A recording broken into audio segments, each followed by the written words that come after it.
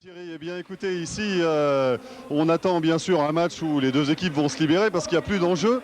Vous disiez tout à l'heure, vous parliez tout à l'heure des victoires et des défaites d'Angers. Eh bien sachez que la dernière victoire d'Angers remonte au 27 novembre 93. Et contre qui? Eh bien contre Caen. C'était le match aller face à Caen et Angers l'avait emporté 2-0. Alors bien sûr, les Angevins qui courent après cette quatrième victoire vont essayer de l'arracher ce soir au stade Michel Dornano, mais ça ne sera pas simple car à Caen, ici, on a un public qui soutient l'équipe et un public nombreux. Rendez-vous compte, tout au long de la saison, 17 à 18 000 spectateurs présents à chaque rencontre.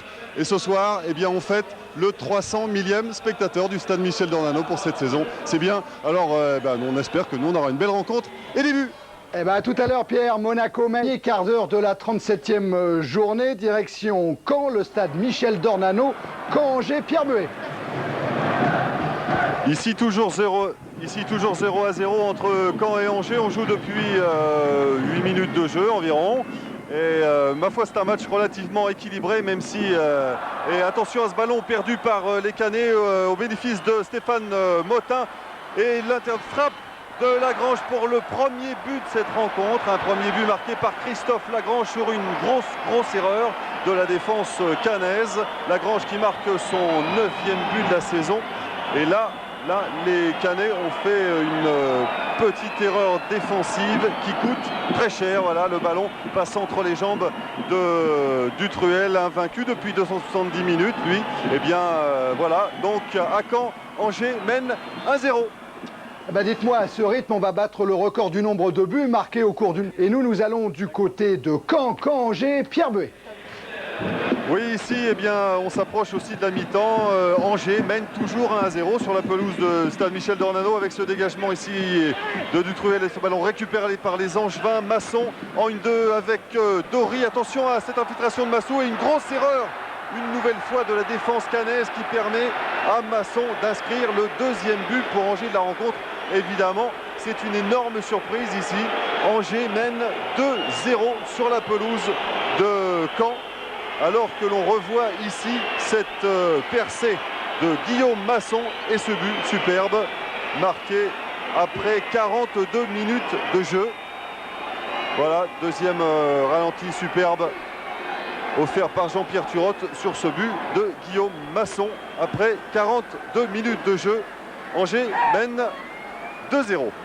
Angers 2-0 à Caen, Montpellier terminé et il s'est passé quelque chose. Caen-Angers, Pierre Buet.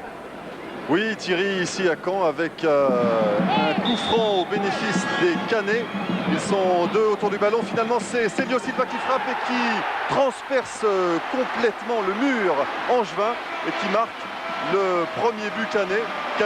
Les Canets qui reviennent à la marque 2-1, enfin, qui reviennent à la marque, qui réduisent l'écart plus exactement. Ils sont heureux et on les comprend. Voilà, on revoit au ralenti cette frappe monumentale de Célio Silva qui transperce le mur angevin et donc les Canets reviennent un petit peu, se rapprochent d'Angers. 2-1 à la mi-temps. Voilà, Pierre, en tout, ça fait 16 buts. Aller au stade Michel Dornano voir Caen-Angers avec Pierre Buet. Oui, ici, bien toujours 2-1 en faveur des Angevins.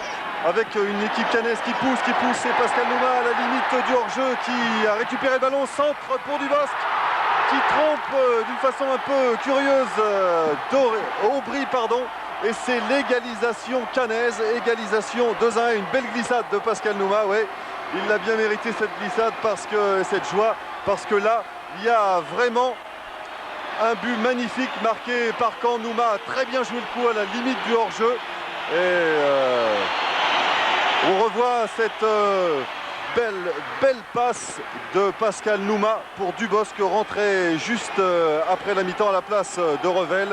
Et c'est l'égalisation cannaise. Voilà, après 33 minutes de jeu en seconde période, Caen et Angers sont à égalité de partout.